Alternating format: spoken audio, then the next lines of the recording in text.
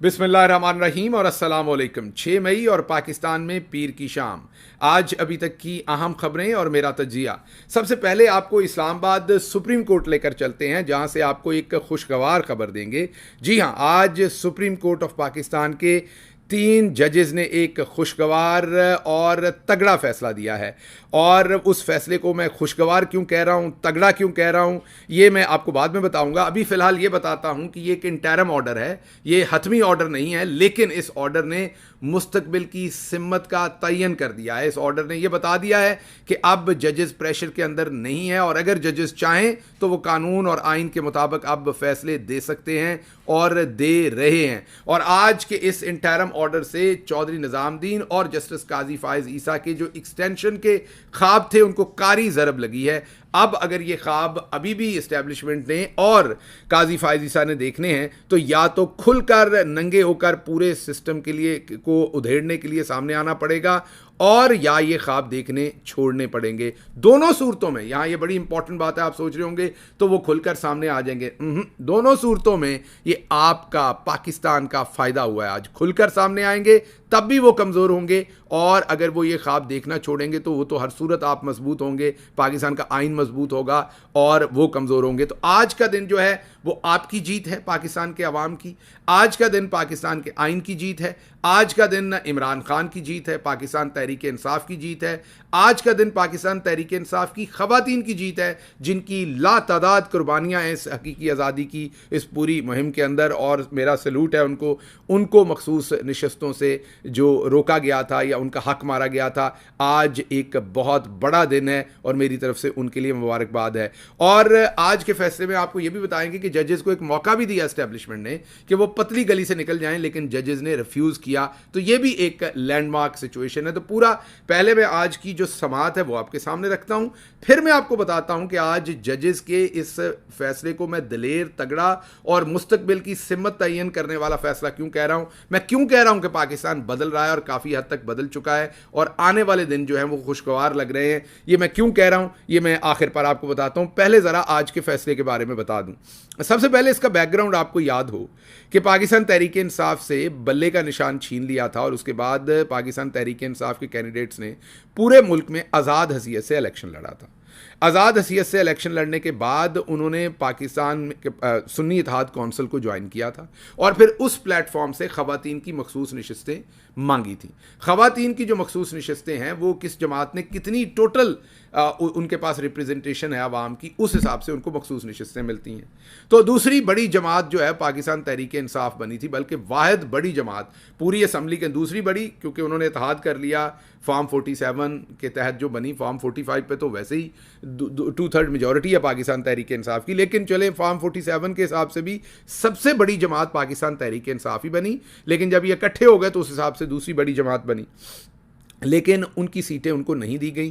Peshawar high court ने पहले एक बहुत ही बेहतरीन जजमेंट दी, लेकिन बाद में फिर मुझे लगता है, ये मेरा तज्जिया है कि वहाँ पर कोई मैनेजमेंट की चौधरी निज़ामुद्दीन ने, और वो फैसला उल्टा लिया। अब मैनेजमेंट भी आपको अब तो नज़र आ गया 6 जजेस के ख़त के बाद, जब पेशावर हाई कोर्ट ने सुप्रीम कोर्ट को ये लिख दिया है कि जब हमने पाकिस्तान की इंटेलिजेंस एजेंसीज़ के डिज़ायर के मुताबिक हमने फैसले नहीं दिए, तो हमें अफ़गानिस्तान से टेररिस्टों के थ्रू दहशतगर्दों ने कत्ल की धमकियां दी, और जब हमने पाकिस्तानी इंटेलिजेंस एजेंसीज़ की सियासी डिज़ायर्स के मुताबिक फ़ैसले नहीं दिए तो धमकियां में वहाँ से आई। तो आप समझ सकते हैं कि पेशावर हाई कोर्ट किस तरह मजबूर होकर क्यों ये फ़ैसला बदला होगा। बहरहाल पेशावर हाई कोर्ट ने ये फ़ैसला दिया कि सुन्नी इत्तेहाद कौंसिल को ये सीटें नहीं मिल सकती, मीन पाकिस्तान तहरीक इंसाफ को, और ये सीटें दूसरी जमातों को बांट दी जाएँ। ये फ़ैसला पेशावर हाई कोर्ट से आ गया। आज उसको पाकिस्तान तहरीक इंसाफ, सुन्नी इत्तेहाद कौंसिल, उन्होंने सुप्रीम कोर्ट ऑफ पाकिस्तान में चैलेंज कर रखा था। तो जब आज अदालत खुली, 3 जजेस थे, जस्टिस मंसूर अली शाह जो इस टाइम सेकंड सीनियर मोस्ट जज हैं आफ्टर जस्टिस काजी फायज ईसा, उनके बाद जस्टिस अतर मिनल्ला और फिर जस्टिस मजहर अली। ये 3 जजेस थे जिन्होंने ये केस सुना। जस्टिस मंसूर अली शाह बेंच की सरबराही कर रहे थे। जब केस खुला तो जो इलेक्शन कमीशन का वकील था, मीन एस्टेब्लिशमेंट का वकील था चौधरी निज़ामुद्दीन का, उन्होंने जजेस को एक रास्ता दिया पतली गली से निकलने का, ताकि जजेस प्रेशर ना लें, जजेस एस्टेब्लिशमेंट के खिलाफ फैसला ना दें। आपको पता है इसके ऊपर काजी फायज ईसा और चौधरी निज़ामुद्दीन की एक्सटेंशंस अड़ी हुई हैं, पूरा निज़ाम इसके ऊपर खड़ा है।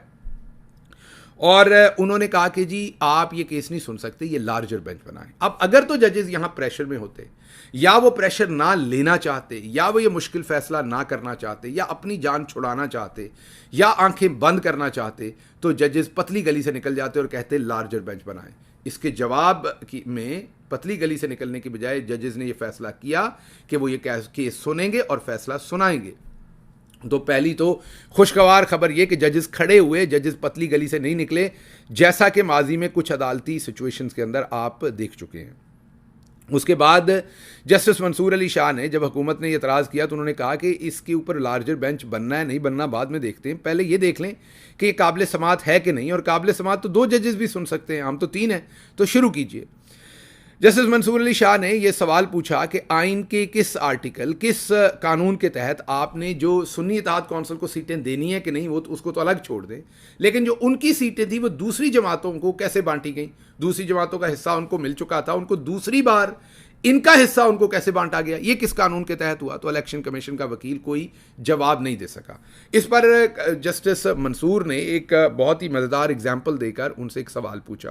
उन्होंने कहा कि सोचे एक ऐवान में टोटल 206, एक इलेक्शन में टोटल 206 नशस्तों के ऊपर इलेक्शन हो, 6 नशस्तें जो हैं वो एक पॉलिटिकल पार्टी जीत ले, या 6 पॉलिटिकल पार्टीज 6 नशस्तें जीत लें, और 70 नशस्तें जो है अपना 200 नशस्तें जो है वो आज़ाद उम्मीदवार जीत लें। तो 206 टोटल नशस्तें थी, 6 किसी एक पॉलिटिकल पार्टी या 6 पॉलिटिकल पार्टीज़ ने 6 जीत ली, या एक पॉलिटिकल पार्टी ने ही 6 जीत ली, तो 6 एक साइड पे हो गई।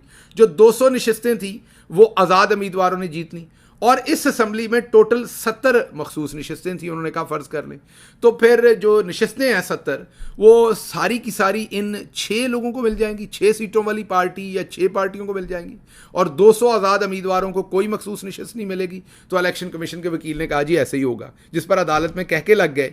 जस्टिस मंसूर अली शाह ने कहा कि सुने अदालत हंस रही है, मीन के लोग हंस रहे हैं अदालत में आपका जो मंतक है उसके एतबार से। और उन्होंने ये भी कहा कि हम यहाँ पर असल में बैठे हैं किसी जमात के लिए नहीं, हम यहाँ पर असल में अवाम के मैंडेट के तहफ़्फ़ुज़ के लिए बैठे हैं। अवाम ने अगर 206 में से 200 सीटें आज़ाद उम्मीदवारों को दी हैं तो वो उसी तनासब से मखसूस नशस्तें भी अवाम के वोट के तनासब से जानी चाहिए। अगर आप वो उन 6 को दे देंगे तो अवाम ने तो उनको 100% मैंडेट नहीं दिया हुआ, तो आप मखसूस नशस्तें 100% उनको कैसे देंगे? ये तो अवाम के मैंडेट की तौहीन हुई, ये तो अवाम के मैंडेट नहीं है, ये तो आपका अपना फैसला है, आपने अपनी मर्जी से दे दी। ये आप कैसे दे सकते हैं? कौन सा कानून है? इसका जवाब कोई नहीं था, किसी किस्म का जवाब वो नहीं दे सके जो इलेक्शन कमीशन के वकील थे। उसके बाद उन्होंने अगला सवाल पूछा। जस्टिस अतर मिल्ला ने कहा कि अगर तहरीक इंसाफ से बल्ले का निशान छीन भी लिया फिर भी वो एक पॉलिटिकल पार्टी के तौर पर तो इलेक्शन लड़ सकती थी। तो अगर वो एक पॉलिटिकल पार्टी के तौर पर इलेक्शन लड़ सकती थी, मीन सिंबल उनको नहीं दिया आपने, उसके बावजूद वो एक पॉलिटिकल फॉर्म जैसे पाकिस्तान तहरीक इंसाफ ने लड़ा तो लोगों ने उनको एक पॉलिटिकल पार्टी के तौर पर वोट दिया, क्योंकि उन्होंने अपने अपने कैंडिडेट अपने अपने निशानों पर उतारे, लेकिन पीछे पाकिस्तान तहरीक इंसाफ ही थी। तो उनका जो मैंडेट है, उनकी सीटें आप दूसरी सीटों को कैसे बांट सकते हैं किसी दूसरी जमातों को? ये तो आइन, ये तो मैंडेट की तौहीन है, ये आप कैसे कर सकते हैं? जिसके बाद उन्होंने ये भी कहा, ये भी सवाल पूछा कि ये डायरेक्ट और इनडायरेक्ट तरीके से जो काम डायरेक्टली आप नहीं कर सकते वो आप इनडायरेक्टली कैसे कर सकते हैं? अवाम के मैंडेट को इनडायरेक्टली कैसे छीन सकते हैं? और फिर उन्होंने कहा कि आप इस बैकग्राउंड में ना जाएं तो बेहतर है कि इलेक्शन का निशान कैसे छीना गया और सब कुछ क्या किया गया। हम इस टाइम फोकस रखना चाहते हैं कि आपने ये बाज़ाब्ता तौर पर जो नोटिस जारी कर दिया है ये किस तरीके से किया और ये सीटें कैसे दी आपने, और फिर इन सीटों को देने के बाद उस पर इलेक्शन भी हो गए। बहरहाल ये सारे सवाल पूछने के बाद जस्टिस मज़हर अली ने कहा कि अगर कोई सियासी जमात किसी वजह से इंतखाबी निशान से महरूम भी हो जाती है, जस्टिस अतर मिल्ला ने कहा, तो मैंने जैसे आपको बताया कि उन्होंने कहा इलेक्शन में नुमाइंदगी के हक़ से तो आप उन्हें महरूम नहीं कर सकते।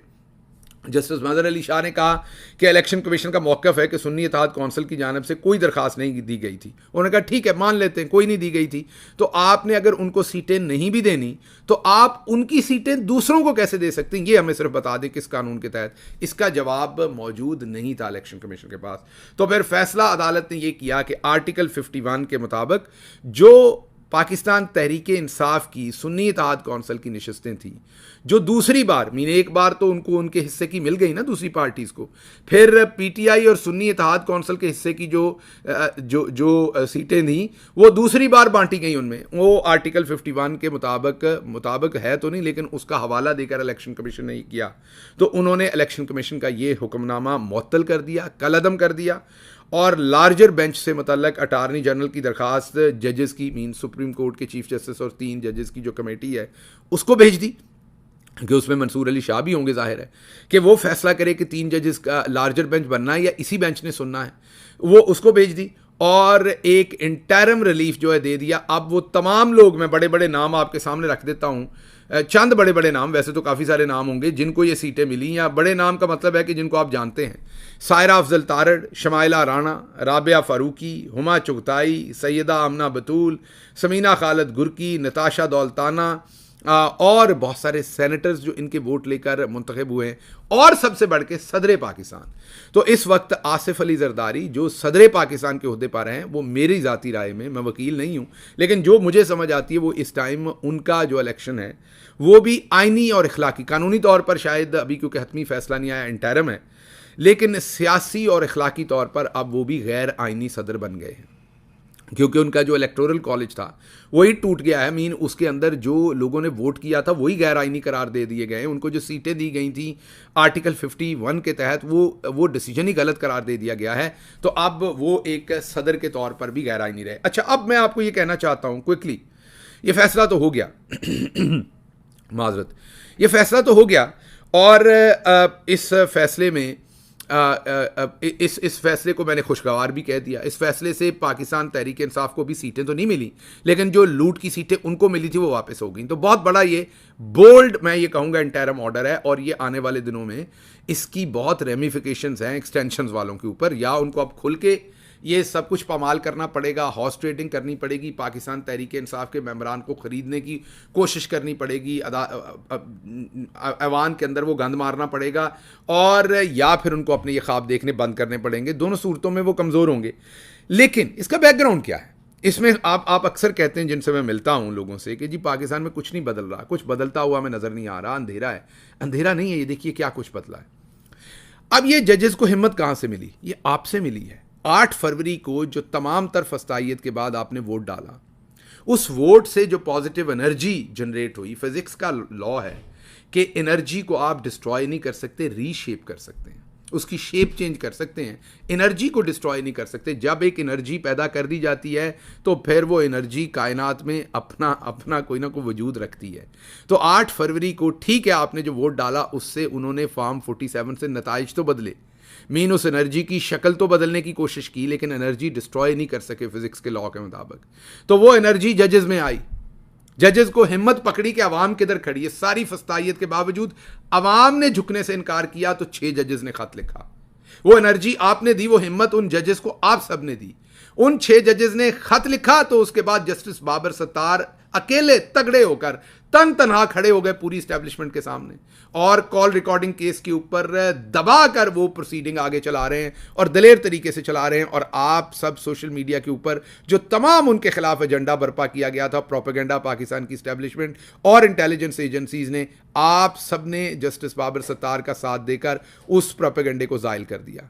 तो ये 2 काम हो गए। अब इससे सुप्रीम कोर्ट के जजेस को हिम्मत आई है, उन्होंने हिम्मत पकड़ी, और आज जब उन्हें पतली गली से निकलने का रास्ता दिया गया, उन्होंने इनकार किया, केस सुना, आर्टिकल 51 का जो गलत इस्तेमाल किया था उसे कलअदम किया, छीनी हुई सीटें उनसे वापस छीनी।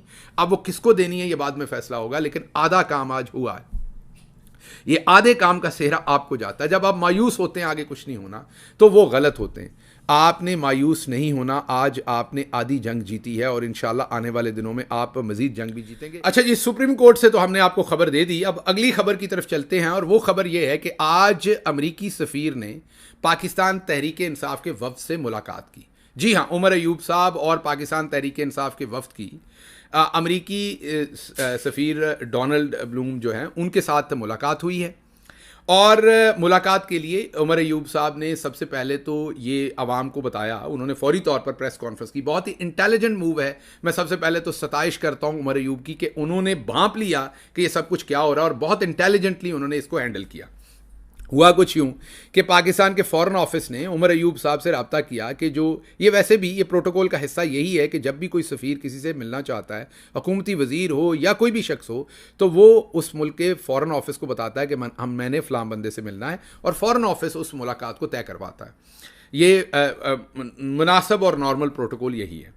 कभी कभी इसकी पामाली भी होती है, लेकिन नॉर्मली प्रोटोकॉल यही है। तो उमर अयूब से फ़ॉरेन ऑफिस ने रब्ता किया। उमर अयूब ने कहा जी बिल्कुल मिलेंगे हम, लेकिन ये मुलाकात प्राइवेट नहीं होगी, पब्लिक होगी। तो उमर अयूब साहब ने पार्टी के दूसरे लोगों को बुलाया और पब्लिक जगह के ऊपर, प्राइवेट जगह पर नहीं, पब्लिक जगह पर मुलाकात की, इसकी तस्वीर जारी की और फौरी तौर पर पब्लिक को, पूरी आवाम को जो है वो कॉन्फिडेंस में लिया कि ये मुलाकात उनके कहने पर हुई, फ़ॉरेन ऑफिस के थ्रू हुई, पब्लिक जगह पर हुई। और उमर अयूब ने यह भी कहा कि हमने इमरान खान, पाकिस्तान में जो अमरीकी सफ़ीर हैं, उन्होंने इमरान खान को तो बाहर नहीं निकाल सकते, जाहिर है वो तो हमारे पाकिस्तान के अंदर का काम है सारा, लेकिन हमने उनको ये बताया है कि मौजूदा रजीम जो है वो किस तरीके से इंसानी हकूक़ की पामाली कर रही, आइन की पामाली कर रही, धांधली कैसे कर रही है, और ये बिल्कुल हक है। अब जैसे ये मुलाकात हुई तो जितने भी गमाश्ते हैं, जितने भी वो सारे के सारे लफाफे हैं, उन्होंने कहा देखें जी एब्सोल्युटली यस हो गया, एब्सोल्युटली यस हो गया। मुझे ये बताइए, जब इमरान खान ने ये कहा था एब्सोल्युटली नॉट, तो क्या कहा था पूरा जुमला? इमरान खान ने कहा था कि एब्सोल्युटली नॉट, हम अपने अड्डे नहीं देंगे, हम किसी जंग का हिस्सा नहीं बनना चाहते। लेकिन साथ अगला जुमला क्या था? हम अमन में दोस्त हैं, हम जंग में हिस्सेदार नहीं हैं। इमरान खान या पाकिस्तान तहरीक इंसाफ कब और क्यों किसी मुल्क का दुश्मन बनेगी? हम तो किसी से जंग करना नहीं चाहते, हम तो सबके दोस्त रहना चाहते हैं। इमरान खान ने तो वाज़ेह तौर पर कहा कि हम दोस्ती में पार्टनर हैं, जंग में नहीं। तो अगर अमेरिका हमसे मिलता है तो इसमें एब्सोल्युटली यस क्या है? आप लोगों को गुलामी और दोस्ती में फ़र्क का नहीं पता।